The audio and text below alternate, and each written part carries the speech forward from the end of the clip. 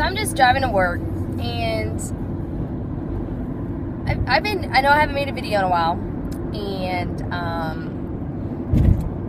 I've been going, we're always going to go through struggles and things, and I've been thinking, and I've been praying a lot, and just like sometimes I get so like, I'm not a very stressful person. Eric's you're stressful. He gets stressed about things easier than I would. I'm kind of just like an optimistic type person, like, oh, God will take care of it, things will work out, that kind of thing. But lately there's been some things that like, just like, when you have a job and just we're going to school, and like, all of our ministries at church, we're getting a youth retreat together for this summer, and it's like sometimes you get so anxious and like you worry about stuff that's like coming up, and like things that are gonna go on, like events, or I know like I'm gonna get evaluated at work, and like those things are like they're stressful, and it's so easy to get so just like engulfed in this. Like for me personally, just being personal, when I get into stuff, like when I have stuff that's going to go on, like for example, I was supposed to get evaluated like last Friday or something, and I got to the point to where like I would think about it, and it's not like I was obsessing over it, but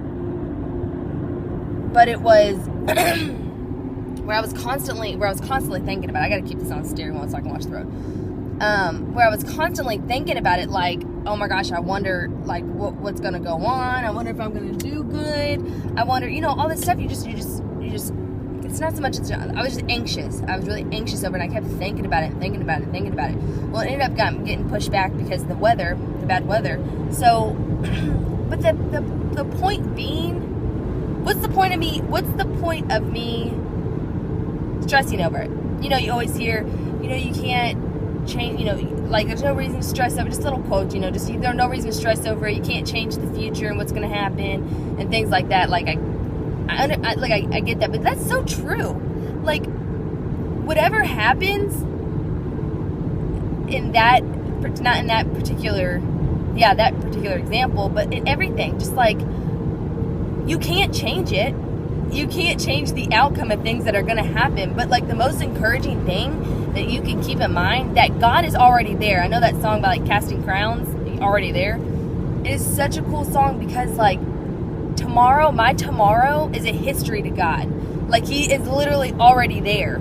He's already seen it. He knows exactly what I'm going to wear. He knows what I'm going to deal with tomorrow. And like he's already there. And in all God's promises, God promises that he will never give you anything more than you can handle. And so, as humans, we have a sinful nature, and I understand that we're not perfect, we make mistakes, but how silly is it of us to live life just stressed and worried about things that in all reality we can't change, and we know that, but we think if we, if I sit and I go over and I think about my evaluation, make sure I do this right and do my, this right and this right, I already know how to do my job. I know how to do it.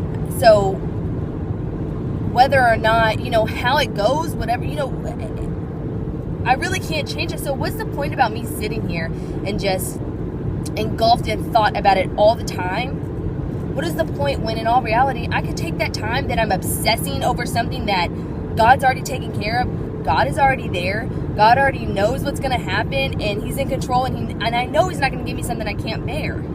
So say I do bad on my evaluation. Okay, then I got to go have more training. Okay, well then life's not over. And so all the time that I spend just analyzing all the possibilities that could happen, all that time, I don't have time to sit and do that.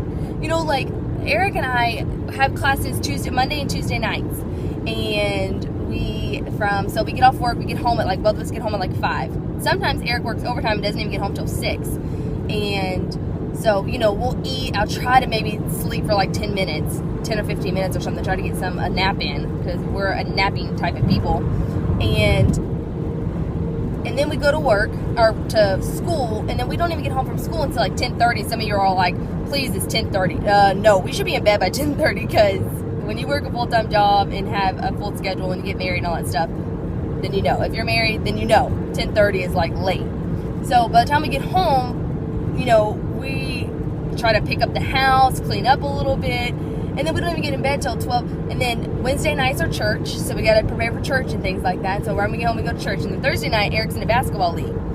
So Thursday nights, we go to the basketball league. And then Friday nights are usually days where we'll, like, stay home and then we'll clean the house and do things. And the thing is like, and then on Saturdays, we always have something going on. It doesn't matter what it is. And then church, and then Sundays, obviously, church.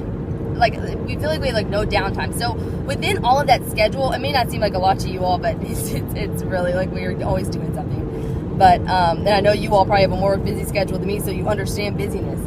So it's so funny because, like, I don't have time to sit and between all my schedule, you know, I have to make time to sit down and just spend time with God, to read my Bible, to, you know, on top of reading my Bible on my personal time. I'm in Bible college, so it's hard, you know, I have to differentiate because I'm like in a New Testament class. So I can't just take, you know, my reading for New Testament and just make that my personal time with God. No, you got to keep it separate. And if you go to a Bible college, then you understand what I'm saying. So, you know, I have to take the time, and I really have to, like, you know, section out time for myself and be like, no, I can't fully fill my schedule up today because I have to sit and I have to read my Bible. I have to sit and I have some things I need to pray about and talk to God about. And, you know, I have to prepare my Sunday school lesson and all this kind of time. And the thing is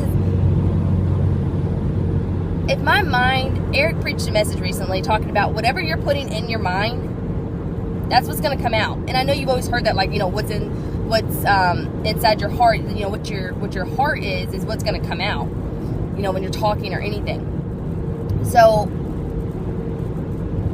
if I'm worried and stressed and inside, that's all I'm thinking about and that's all I'm putting in, the only thing that's going to come out of me is the stressful, anxious me.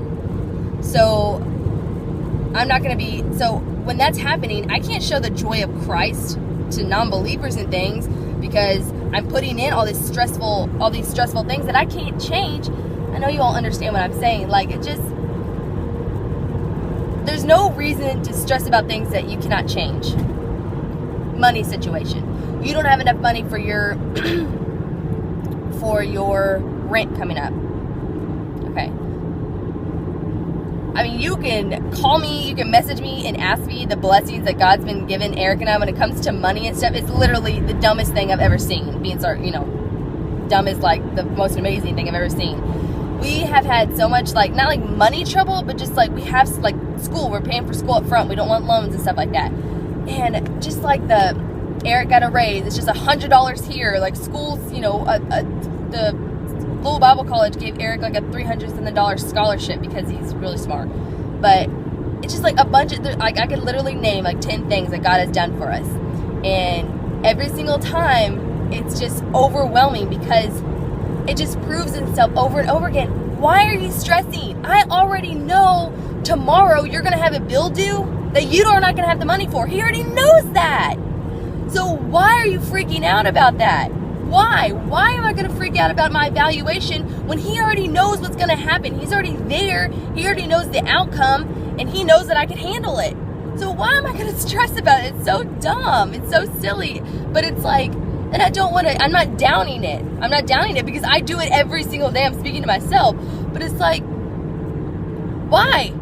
You know, instead of me sitting here in the car, you know, I have my music on, I'm listening to some Skillet or something, and I'm sitting here and I'm just like, man, whenever they reschedule that evaluation, I just don't know how I'm gonna do, and I'm so nervous. When the entire time I could be singing and praising God in a song or something, I could be practicing a song for church, or I could plug in the Bible and listen to my whatever I'm reading this week or whatever.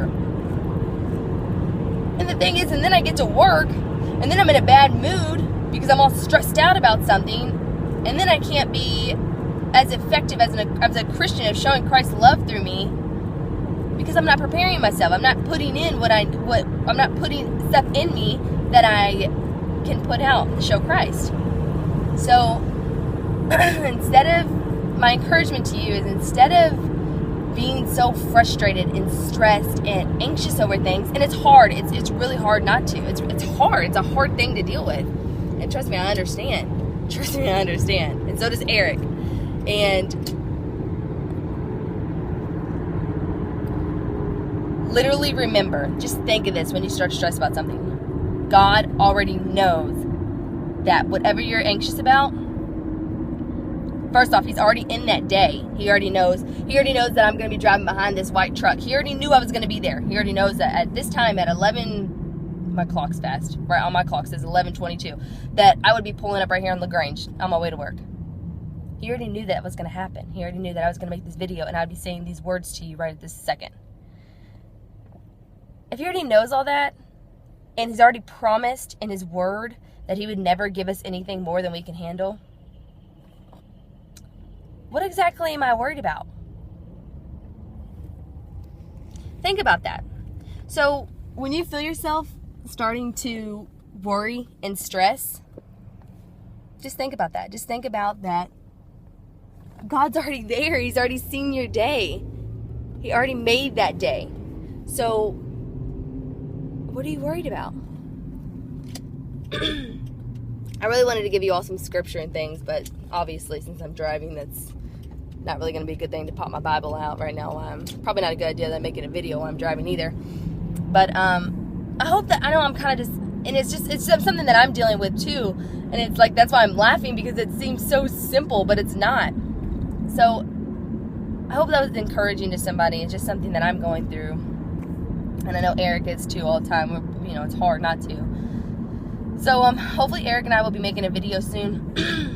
We've been wanting to, but you know, by the time we get home after everything we do, we just want to go to sleep. So yeah, be praying for me. Let me know if there's anything I need to be praying about for you. All right, love you all.